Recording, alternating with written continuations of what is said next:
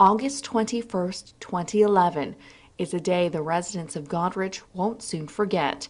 When an F3 tornado ripped through the town, it uprooted trees and the lives of many.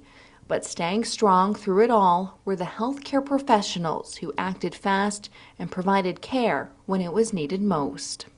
Without knowing the extent of the damage or the number of people requiring help, healthcare professionals had to jump into action.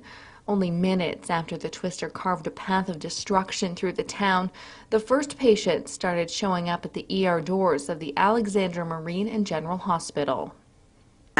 People that were affected by debris that had lacerations, and people that were, I'll say, head injuries because of flying debris, and it had pieces of cement or lumber because it was flying lumber and tree branches, and people that had cuts and gashes to their lower bodies. But at that point, it wasn't anything significant. Outside the hospital, care providers at the CCAC in Maitland Manor began their procedures to make sure clients were safe and accounted for. And at that point, called our access department to get them to start looking for our emergency level 1 clients, who are clients that need to be contacted within 12 hours of any kind of an event. And so we got that process started, and then called Sandra Coleman, our Chief Executive Officer, to activate our emergency response plan. So then at our Monday morning meeting, our main focus at that point was to make sure staff were safe and to make sure that clients were safe. I mean, there was tree branches down, but we weren't directly impacted. But walking in, we were on auxiliary power, and a lot of our staff and residents were still not really sure what was happening out there. One of our residents was actually caught outside, but a passerby brought her in from the windstorm, because the wind was so strong. Fallen trees and power lines made it nearly impossible for staff rushing to get to work. Soon it was realized if staff couldn't get there, who else couldn't get through? There were people that drove up to a certain point and then actually had to walk in because they couldn't get any further. There were people that, I know some people that actually drove up and then got in a car with someone else and drove further and then got stopped and then drove further. With the disaster, the police closed down the town from all areas. So even our food delivery service trucks were being pushed back and we're not being allowed to deliver. So my part was to identify from Rick which trucks or whoever, which trucks needed to come through. I would liaison that back to the OPP to say this truck's coming in through this highway, allow them through. They tried to get to the hospital and they would give them okay to come through.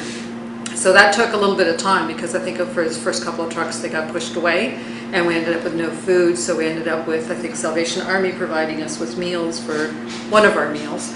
We were communicating with other long-term care homes, not knowing whether we'd be able to accommodate the laundry services. So just even thinking we had to start planning ahead and just didn't know how long we'd have to plan for, because there was notifications that the Union Gas could be off for up to a week or later that week. So you just had to start putting those plans in motion, changing our menus. We had to change our menus, not having natural gas, even not having hot water in the home. So we had to make sure we were communicating that information to the Ministry of Health as well. As word spread of what happened, the town and the medical community experienced an outpouring of support. We have to commend a retired nurse was one of our first extra set of hands that arrived on site. And she came on site and said, I no longer have a valid college registration. I've been retired for a year, but anything you need me to do, I'm here to help. So Susan and Mary, the nurse that was retired, immediately set up an area for the walking wounded. Having arrived at the hospital at about just shortly after 4 o'clock, almost at the exact same time, the Goderich helicopter landed right across the hospital.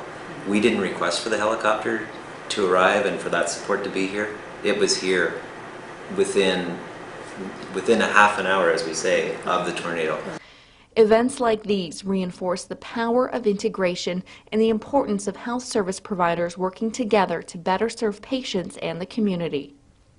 On the Monday morning, we received a call pretty much first thing from one of our community partners asking if we'd consider taking a crisis admission, which was that individual was alternatively placed in another home. But then we received a call from the hospital that they were preparing themselves for a disaster. They were trying to clear off a floor, and so the hospital had requested that we admit one of their patients into the home who was on our waiting list. So we were able to coordinate that and have that resident admitted that day.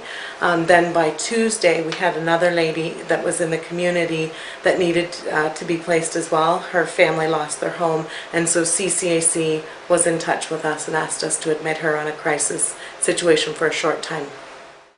That I think the other partners were the other hospitals actually across Ontario and even out to British Columbia and Scotland calling us and inquiring as to our safety and our well-being and could they do anything. And so a number of the CEOs called me and board members were calling, and so it was, I think as Cheryl had said, it wasn't just a community thing. This became a wider, and the hospitals were so good in accommodating us with any transfers that we needed to do, because we wanted to really minimize having patients sort of at ground zero here in the communities. So I just wanted to also mention that within our LHIN and outside of our LHIN, we had tremendous support and offers of assistance. Felt like everybody really pulled together. Even other long-term care homes were calling to make sure we were okay, because we do have an emergency response plan that they would possibly take some of our residents to their site, so they were following up as well. The disaster also served as a reminder of the caring, compassionate, and dedicated people working in healthcare in Huron County.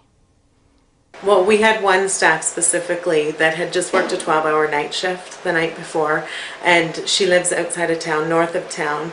They actually drove to the outskirts of town, couldn't get through because all the roads were closed. They parked their car outside of town, and she walked all the way through town to come to work and help. So that just shows you what the commitment and the concern that she had for the residents that live at Maitland Manor. You know, many of the staff in Goderich were personally affected through this storm, and their dedication and caring for the clients to make sure that the clients were safe, and working with our hospital partners and our service provider partners is just, you can't describe it. It was just so amazing.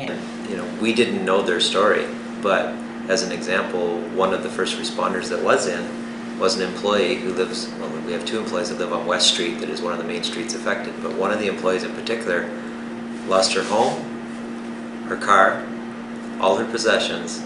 She escaped with the clothes on her back. She didn't even have her wallet, but yet she came into work. And that speaks amazing to the ability to respond, and put the community as a whole as a first rather than themselves.